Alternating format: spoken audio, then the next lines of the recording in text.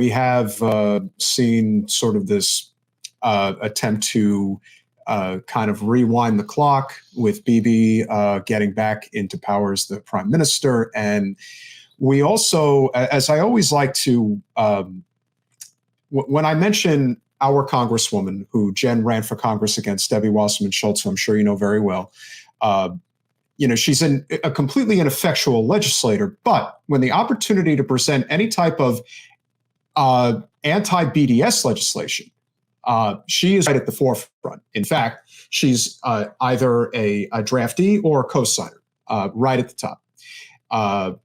Here in South Florida, you have one of the biggest Zionist contingencies in the whole country, so it is very difficult to fight back even tepidly on that front to try to bring people along.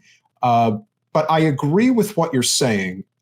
Even with a congresswoman as bold as Rashida Tlaib, who is willing to take the slings and arrows, and she's doing it right now. As soon as Congress got into session, she immediately got on the House floor and started talking about how Israel is an apartheid state and we have to do something about it. So continuing to fight on that front, I think, is very important. So on the one hand, down here, we do have the contingency of the Israeli Zionist movement that is still very strong. There are still Holocaust survivors who continue to perpetuate that myth, if you will, that if there isn't, if we're not warding off all of the Palestinians, then Israelis, Jews will cease to exist. And then on the other hand, you do have this growing movement of individuals, including congressional representatives, thankfully, that are finally starting to speak up about the half-truths or if not complete falsehoods about the realities of what it's like to be in Israel. How do you see it evolving as we go forward? Because I know that there are those who are going to continue to cling to AIPAC and DMFI. But there is a growing contingent of people who are starting to fight back against that. I would say the biggest problem that you have in the Democratic Party right now is that I do believe one of the reasons Hakeem Jeffries was named the successor to Nancy Pelosi is because he's in bed with the Israel lobby as hard as anybody on either side. It's scary. He's really in there, and I think that had a lot to do with it. So I do think that this is going to be like it go forward. How do you see it unfolding from an American political we go into this next set?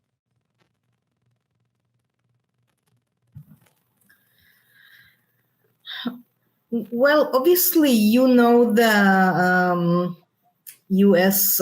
Political arena better than I do.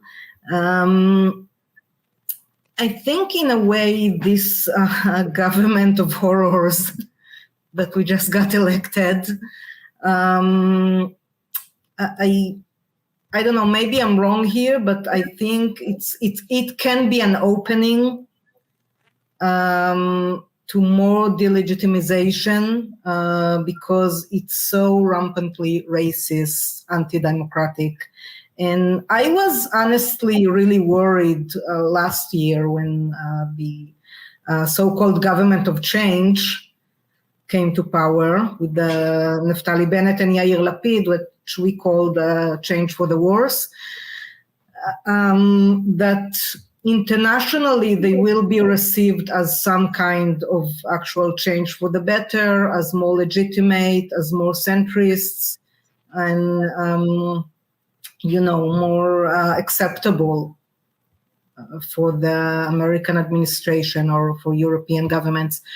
And I think that really happened. So in a way, we can hope that I think Netanyahu is someone who did more than anyone else to make Israel a contested issue in the US.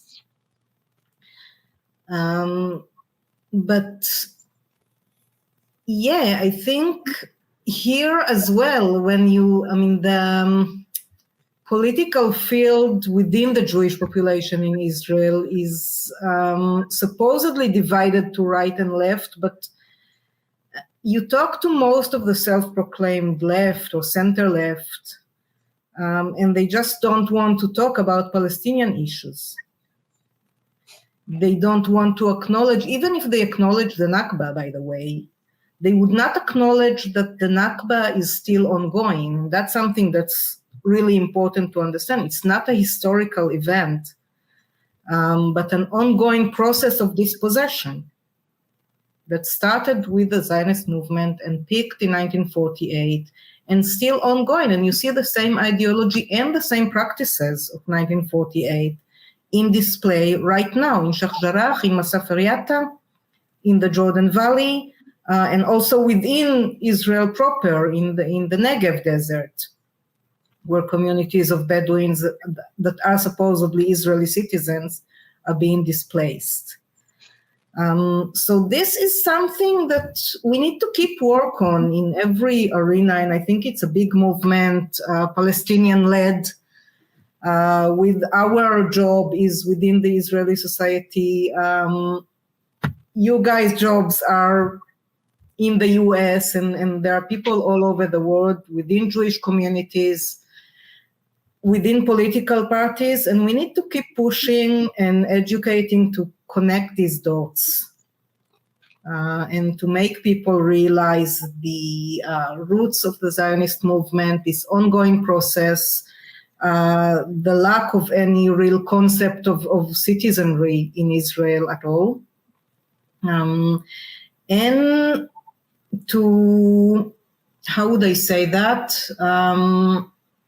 to nurture a Jewish culture that isn't related to Zionism.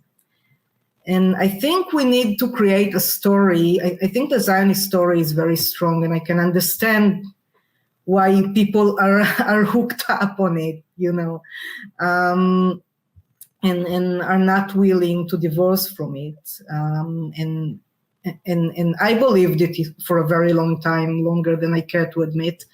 I think it's a strong story of people, dispossessed people, coming back to the land.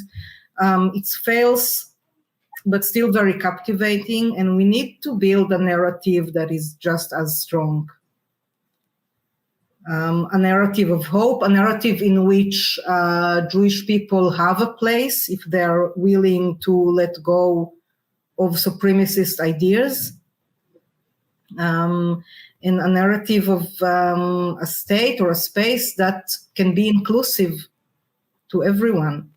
Thanks for watching. If you want to support our mission to transform politics into service, please like this video, subscribe, follow us on social media, and consider joining our Patreon, where you'll get early access to our interviews as well as other exclusive content. Links are in the description. Peace out.